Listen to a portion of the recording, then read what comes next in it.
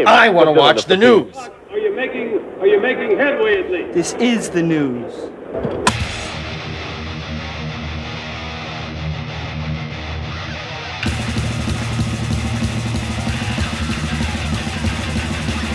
Smack-a-magob. It's time for the only news that matters. With Vivian Campbell. He's been around for a while. Besides his iconic early stint with Dio that resulted in some of the most memorable metal albums of all time, the musician has been a part of Def Leppard since 1992 when he replaced the late Steve Clark following his death the year before. With an instantly recognizable style, the guitarist credits Thin Lizzy's Gary Moore as one of his major influences when approaching the guitar. In an interview with Vintage Rock, Campbell reveals how he got the offer to work with the band's frontman, Phil Lynott. He said, "I've been asked about 4 or 5 months before Phil passed away. Jimmy Bain, the bass player of Dio, was really close with Phil Lynott. They were good friends, but I also known Phil also from my years in Sweet Savage. We opened for Thin Lizzy a bunch. I didn't know him terribly well. I wouldn't consider him a peer, but he was a very supportive of Sweet Savage and got on stage with us a few times and jammed with us." But anyway, long story short, Jimmy had said that Phil was looking for a guitar player to record some demos with for a solo album. This wasn't Thin Lizzy. This was about to be a Phil Lynott solo album. So I went to London for about a week in 1985. I remember the original Live Aid was on. I remember watching it on TV at Phil's house. So I went there, and like I said, there was several months before he passed away from basically a heroin overdose. So Phil was very, very distant. I couldn't understand a word he was saying. He was mumbling. He was in cold sweats. His wife and kids had left him, and he was living in this house. He had this minder guy, a driver guy who looked after him, and a couple of Swedish au pairs. I mean, it was really bizarre, kind of strange, surreal rock star stuff. And I was just like, what the hell is going on? Campbell then recalled how he even got to meet Gary Moore personally during the same time, and how the meeting left him with mixed feelings. He said, "So anyway, I was in Phil's house, and then one morning I came down to the kitchen to make a cup of tea, and I walked into the kitchen and Gary Moore was in the kitchen in Phil's house. It was totally unexpected. I don't know if he had the key or if the door just wasn't locked or whatever. So I walk in Phil Lynott's kitchen, and everyone else is still sleeping, and Gary Moore is standing there, and he had come around to check up on Phil, and he obviously felt like I was part of this whole, I was enabling him to be doing what he was doing. He thought that I was complicit in Phil's drug addiction, which obviously I wasn't.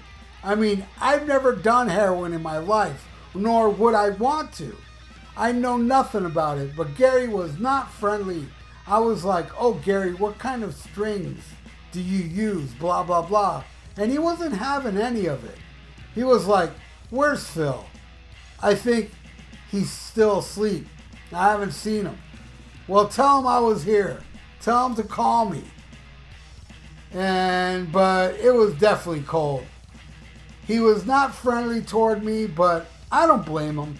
Phil was his friend, and he thought that I was one of these people that was enabling Phil's demise just because I happened to be there. So that was very unfortunate.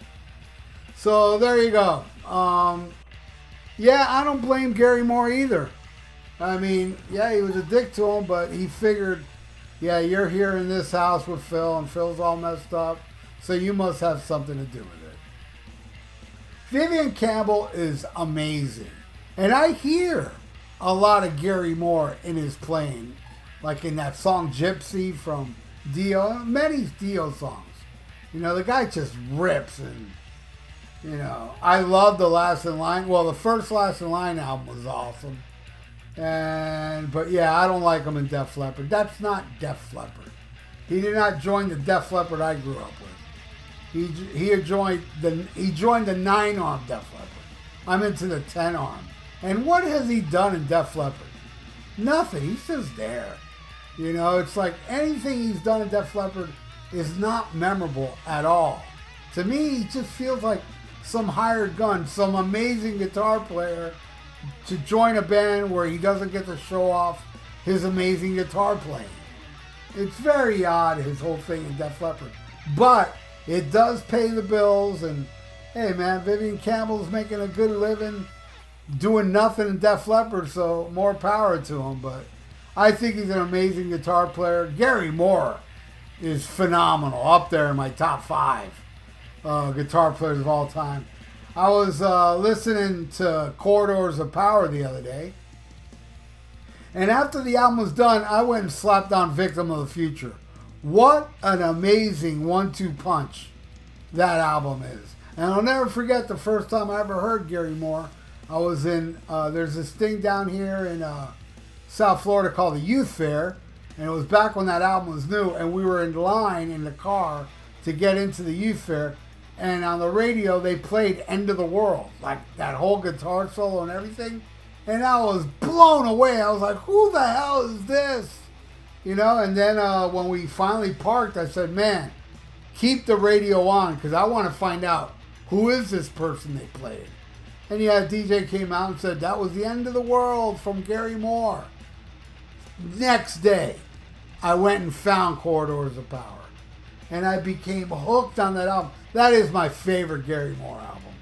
But Victim of the Future is pretty damn close, a close second. And yeah, I was more into the heavy Gary Moore. Then when he went blues, and you know, it did him well, but it wasn't my thing. I prefer heavy metal Gary Moore and heavy metal Vivian Campbell. Just two exceptionally amazing guitar players that, God, I miss Gary Moore. I never ever got to see Gary Moore, which is a crime. I almost saw him in 1979 with Thin Lizzy and the Black Rose tour opening for Journey. We were going to the show, and my buddy pissed off his dad, and his dad is like, I'm not taking you to the show now. I was so close to see not only Gary Moore, but Thin Lizzy. That would have been so mind-blowing. Never got to. But I did get to see Vivian Campbell blow my mind on the Last in Line tour. Oh, was that amazing. He did a guitar solo with his glowing guitar. I thought that was the best Dio show. Yeah, Sacred Heart was cool the next year with the Dragon, but I thought the Last in Line show was so much better with the snakes coming out and Dio with that whip and pyro blowing up everywhere. That was a phenomenal show. And yeah, now I think about it, that was the only time I saw Vivian Campbell with Dio, because the Sacred Heart show did come here, but I was in California at the time. And then when I came back home, the Sacred Heart show came back with Craig Goldie. So I only got to see Vivian Campbell once with Dio, and I saw him one time with Def Leppard and Last in Line. I saw the very last Jimmy Bain show. And I remember that show. I remember looking at Jimmy Bain thinking, oh my God, he don't look good. He looked very sickly that night. And then 2 days later, he dies on the Def Leppard cruise. And he died of lung cancer. This is a guy that never went to the hospital, and just, man, you know what it is, having lung cancer and getting no treatment? Oh, what a way to go, man. But as sickly as he was, he played well. He played well, and I'm telling you, that Last in Line show was one of the greatest shows I ever saw in my life. Really was a mind-blowing event. But anyway, there you go. That is it for the only news that matters. And yeah, can you blame Gary Moore? Leave it in the comments below. You think you think this dude is getting your friend high and killing him, so I understand it. Vivian understand it. Do you understand it? Leave it in the comments below. And I want to thank you all for watching. And please subscribe to my channel if you haven't. And click that little notification bell. And like the video. It's good for the YouTube algorithms. So stay frosty. Listen to Black Sabbath and smack 'em a gob. Farewell and adieu to you fair Spanish ladies. Farewell and adieu, you ladies of Spain. For we've received orders for to sail back to Boston. And so nevermore shall we see you again.